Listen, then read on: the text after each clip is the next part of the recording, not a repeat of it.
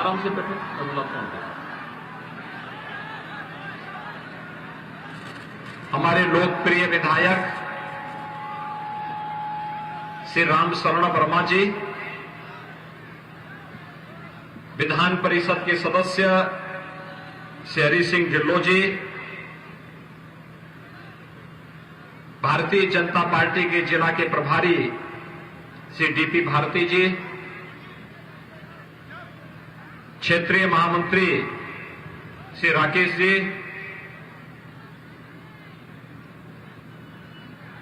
योगी शांतिनाथ जी, chairman PCU Uttar Pradesh Shri Suresh Gangwar जी, विधानसभा के संयोजक श्री राकेश प्रताप सिंह जी, श्याम नारायण मिश्र जी और भारतीय जनता पार्टी के बीसलपुर से प्रत्याशी विवेक वर्मा जी, बरखेड़ा से विधायक स्वामी प्रवक्तानंद जी और उपस्थित मेरे सभी भाइयों बहनों,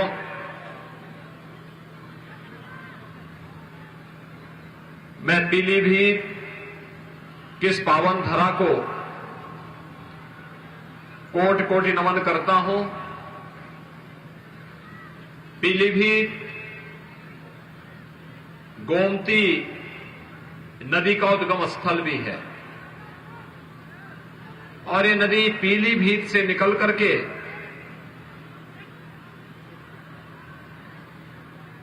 लखनऊ मंडल की तमाम जनपदों को सिंचित करती हुई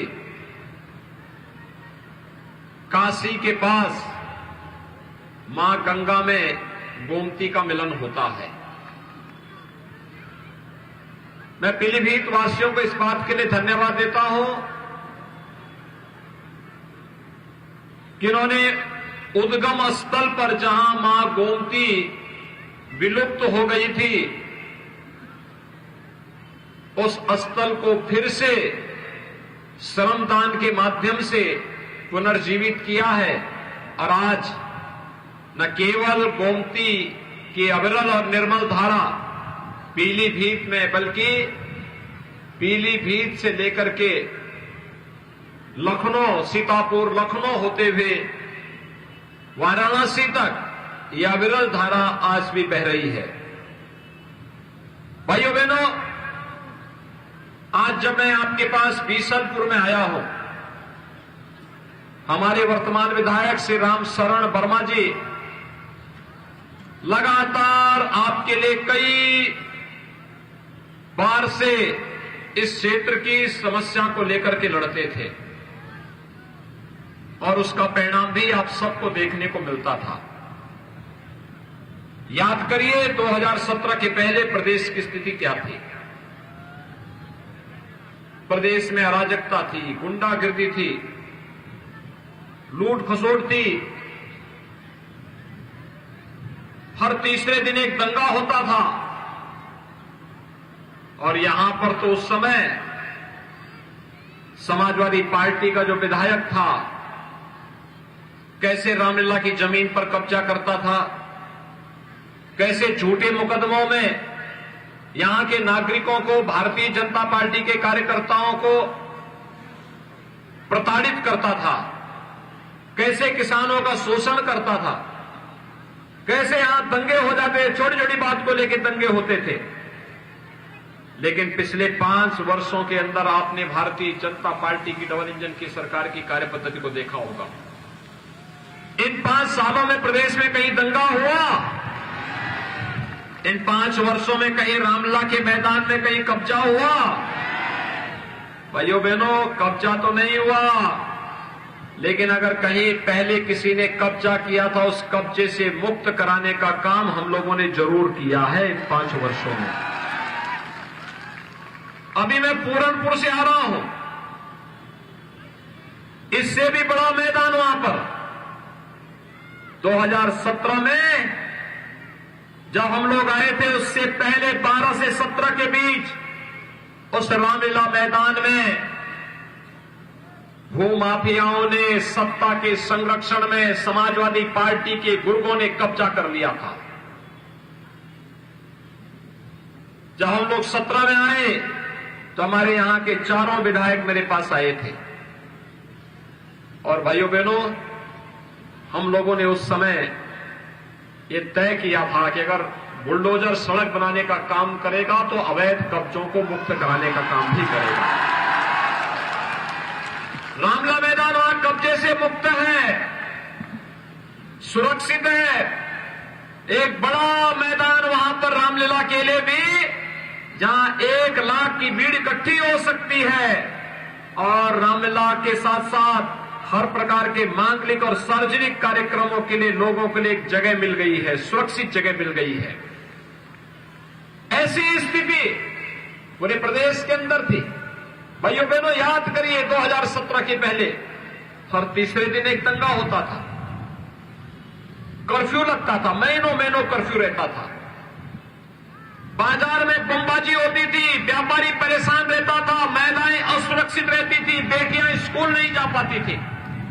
लेकिन 2017 के बाद आपने देखा होगा, अब उत्तर प्रदेश में कर्फ्यू नहीं लगता, अब दंगे नहीं होते, अब बमबाजी नहीं होती। कर्फ्यू का स्थान ले लिया है कांवड़ यात्रा ने। और भाइयों बहनों, कांवड़ यात्री जब निकलता है तब बमबाजी नहीं होती, अब तो हर हर बम बम का नारा लगा करके कांवड़ यात्री निकलता है, शानदार तरीके से निकलता है। न कोई उपद्रव, न अव्यवस्था, न अराजकता, न गुंडागर्दी। भाइयों बहनों, मैं केवल आपसे एक बात पूछना चाहता हूं, 2017 के पहले आपको बिजली मिलती थी? बिजली के भी उस समय जाति हुआ करती थी, बिजली का भी उस समय मजहब हुआ करता था। बिजली की जाति और मजहब पिछली सरकारों ने तय कर दिया था। ईद और मुहर्रम रहेगी तो बिजली आएगी, लेकिन जब होली और दीपावली आती थी तो अंधेरा रहता था, अंधेरा रहता था। इस पूरे क्षेत्र को तो सपा सरकार ने, बसपा सरकार ने डार्क जोन बना दिया था। प्रकृति ने आपको अच्छी भूमि दी, अच्छा जल संसाधन दिया, लेकिन बिजली न देने के न कारण अंधेरे में रहने के लिए लोग मजबूर थे। आज भाइयों बहनों, बिजली की न कोई जाति है, न मत है, न मजहब है, सबको बिजली, पर्याप्त बिजली, निर्बाध बिजली के लक्ष्य को प्राप्त कर दिया। बिजली आ रही है ना, मिल रही है ना। अब तो बिजली के लिए आपको इंतजार नहीं करना पड़ता है ना। ये है नया उत्तर प्रदेश। कोरोना कालखंड में आपने देखा होगा, इस सदी की सबसे बड़ी महामारी है, सबसे बड़ी महामारी। दुनिया के अंदर लाखों लोग मर गए हैं, लेकिन भारत के अंदर प्रधानमंत्री मोदी जी के नेतृत्व में जीवन भी बचाएंगे, जीविका को भी बचाएंगे, जान है तो जहान है के नारे को, संकल्प को सार्थक करने का कार्य किया गया। फ्री में टेस्ट, फ्री में उपचार, फ्री में वैक्सीन और सबको वैक्सीन। आपने वैक्सीन ली? कितने लोगों ने वैक्सीन ली है? सड़क के उस पार क्या आप लोगों ने वैक्सीन नहीं ली है क्या? सड़क के उस पार भी मुझे बताओ, वैक्सीन ली है या नहीं ली है? जिन लोगों ने वैक्सीन ली है वे हाथ खड़ा करके थोड़ा बताएं। भाइयों बहनों, फ्री में वैक्सीन, सबको वैक्सीन। जब ये वैक्सीनेशन का कार्यक्रम प्रारंभ हुआ था, याद करिए, सपा ने, बसपा ने, कांग्रेस ने दुष्प्रचार किया था। आज प्रदेश में 70% लोगों ने पहली डोज ले ली है, 75% लोगों ने दूसरी डोज ले ली है, और उसके परिणाम स्वरूप आज लाभ क्या हुआ? तीसरी वेव कब आई, कब गई, कोई पता ही नहीं लगा। जिस वैक्सीन ने हमारी जान को बचाया है, विपक्ष के लोग बोलते थे ये मोदी वैक्सीन है, भाजपा वैक्सीन है। आज बोलने की आवश्यकता है, अगर मोदी वैक्सीन से और भाजपा वैक्सीन से जान बच रही है तो हम भाजपा को ही वोट देंगे। वैक्सीन के बारे में जो दुष्प्रचार करते थे उनको मुंह तोड़ जवाब देने की आवश्यकता है, बताने की आवश्यकता है कि गुमराह करके लोगों के जीवन के साथ खिलवाड़ करने वाले संकट के समय दिन का कहीं अता पता नहीं था। मैं पूछना चाहता हूं, जब कोरोना आया था, कोरोना के दौरान बीजेपी सहयोग कर रही थी, मैंने स्वयं पीलीभीत का दौरा किया था। प्रधानमंत्री जी देश के अंदर दौरा कर रहे थे, मैं प्रदेश के अंदर दौरा कर रहा था। लेकिन भाइयों बहनों, मैं आपसे पूछना चाहता हूं, क्या उस दौरान सपा बसपा कांग्रेस का कोई नेता आपके बीच आया था क्या? हालचाल लेने के लिए आया था क्या? जो संकट का साथी नहीं, वह अवसरवादी होता है। अवसरवादी संकट का साथी डबल इंजन की सरकार थी, भारतीय जनता पार्टी थी, तो वोट भी भारतीय जनता पार्टी को मिलना चाहिए ना।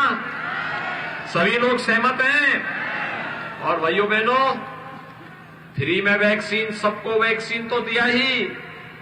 डबल इंजन की सरकार है, महीने में 2 बार राशन मिल रहा है ना, डबल डोज राशन भी। ये राशन पहले मिलता था फ्री में, सपा के ने कभी दिया? वे देते कैसे? ये बिजली का पैसा, किसानों के कर्ज माफी का पैसा, ये दवा का पैसा, वैक्सीन का पैसा, राशन का पैसा, ये सभी इनके गुर्गे हड़प जाते थे। और यही पैसा जाता था इनके इत्र वाले मित्र के घर में।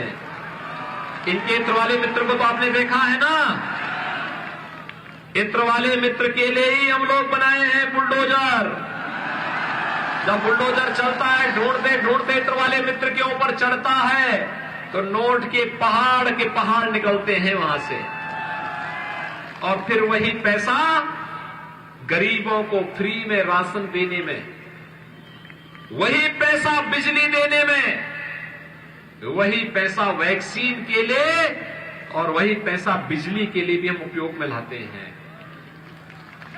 वे लूटते थे, हम जनता का सहारा बनकर के जनता को सहयोग करते हैं। फर्क साफ है। उन्होंने जाति, मत और मजहब के आधार पर समाज को बांटा है। विकास केवल सिपाही खानदान का किया है। भाइयों बहनों, हम लोगों ने तो सबका साथ और सबके विकास की बात की है। 25 करोड़ प्रदेश की जनता को ही परिवार माना है और उसके सुख दुख में सहभागी बनकर के सरकार हमेशा आपके साथ खड़ी हुई है। याद करिए, 2012 में जब समाजवादी पार्टी की सरकार आई थी, समाजवादी पार्टी की सरकार ने पहला निर्णय लिया था आतंकवादियों के मुकदमों को वापस लेना। उन्होंने वाराणसी में संकट मोचन मंदिर या फिर कचहरी पर हमला करने वाले आतंकवादियों के मुकदमों को वापस लिया। श्री राम जन्मभूमि पर आतंकी हमला करने वाले आतंकवादियों के मुकदमों को वापस लेने की चेष्टा की। लखनऊ की कचहरियों पर हमला करने वाले आतंकवादियों की, गोरखपुर में विस्फोट करने वाले आतंकवादियों की, कानपुर में सीरियल ब्लास्ट करने वाले आतंकवादियों की, बिजनौर में विस्फोट करने वाले आतंकवादियों के मुकदमों को वापस लेने की कुत्सित चेष्टा की थी। और भाइयों बहनों, कल आपने देखा होगा गुजरात की अहमदाबाद के एक न्यायालय ने 38 लोगों को मृत्यु दंड और आजीवन कारावास की सजा दी है। उसमें उत्तर प्रदेश के भी जुड़े हुए कुछ आतंकी हैं और उसमें से एक आतंकवादी का बाप तो समाजवादी पार्टी का प्रचार करते हुए देखा जा रहा है। ये चीजें क्या दिखाती हैं? ये चीजें दिखाती है कि सपा का हाथ आतंकवादियों के साथ, सपा का हाथ आतंकवादियों के। और भारतीय जनता पार्टी जब 2017 में आई थी तो भाइयों बहनों हमने सबसे पहला निर्णय क्या लिया था? हमने पहला निर्णय लिया था अन्नदाता किसानों की कर्ज माफी का। 86 लाख किसानों का 36,000 करोड़ रुपए का कर्ज माफ हुआ था। अकेले पीलीभीत में 45,000 किसानों का कर्ज माफ हुआ था। पीलीभीत में 45,000 किसानों का कर्ज माफ हुआ था और आज हम 3,05,000 किसान भाइयों को प्रधानमंत्री किसान सम्मान निधि का लाभ भी दे रहे हैं। भाइयों बहनों, हमने दूसरा निर्णय लिया था बेटियों की सुरक्षा के लिए एंटी रोमियो स्क्वाड का गठन करना। हर थाने में एंटी रोमियो स्क्वाड का गठन हुआ। आज प्रदेश में दंगे नहीं होते, महिलाएं सुरक्षित हैं, कानून का राज है, अपराधियों के खिलाफ कार्रवाई की गई है तो एक कानून का भय अपराधियों के मन में है। लेकिन समाजवादी पार्टी की सरकार के समय तो समाजवादी पार्टी सत्ता की शागिर्द बनकर के कैसे अराजकता पैदा करती थी, ये सभी हर व्यक्ति जानता है। और आज इसीलिए मैं आपके पास आया हूं आपसे कहने के लिए, भाइयों बहनों, समाजवादी पार्टी की सरकार के समय 5 साल में केवल 18,000 गरीबों के लिए मकान स्वीकृत हो पाए थे। किसी गरीब को मिला नहीं था, फाइलों में स्वीकृत हुए थे। और भारतीय जनता पार्टी की सरकार के समय 43,50,000 गरीबों को एक एक मकान मिला है। 43,50,000 गरीबों को। ये जो गरीबों के मकान का पैसा है, बिजली का पैसा है, अन्नदाता किसानों की ऋण माफी का पैसा है, या फिर प्रधानमंत्री किसान सम्मान निधि का पैसा, वृद्धजनों को, विधवा महिलाओं को, दिव्यांग जनों को मिलने वाली पेंशन हो, या फिर वैक्सीन और दवा और टेस्ट में खर्च होने वाले पैसा पहले भी था। अब तो पीलीभीत में हम मेडिकल कॉलेज भी बना रहे हैं। भाइयों बहनों, 2023 में जब मेडिकल कॉलेज में कक्षाएं प्रारंभ होंगी तो मेडिकल कॉलेज में पीलीभीत के नौजवान को मेडिकल की शिक्षा के लिए, डॉक्टर बनने के लिए दिल्ली, मुंबई या दक्षिण भारत के राज्यों में नहीं जाना पड़ेगा। अब मेरे पीलीभीत के नौजवानों को पीलीभीत में ही डॉक्टर बनने का अवसर प्राप्त होगा। एक मेडिकल कॉलेज, हम लोग मेडिकल कॉलेज आपके पीलीभीत में ही बना रहे हैं। ये जो पैसा हम लोग लेके आए हैं, सरकार तो वही है, पहले बसपा थी, सपा थी, अब बीजेपी आई है, लेकिन कार्य पद्धति में फर्क देख रहे होंगे।